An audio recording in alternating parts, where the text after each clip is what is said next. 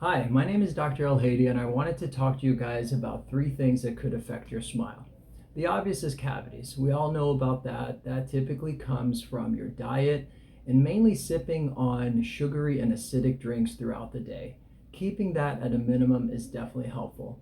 As you come in for your hygiene appointments, we obviously check with x-rays and clinical evaluation to make sure that there's no early signs, and we address them using fillings if needed. The second thing is tartar buildup and potentially leading to gum disease.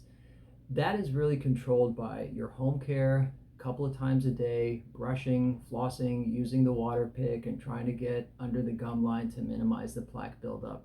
That's one of the main benefits of also seeing you at the office a couple of times a year, where we can professionally get underneath the gum line and keep that plaque to a minimum. We don't want to lose any bone and maintain the health of the teeth long term. And the final thing that could destroy your smile is an imbalance of your bite.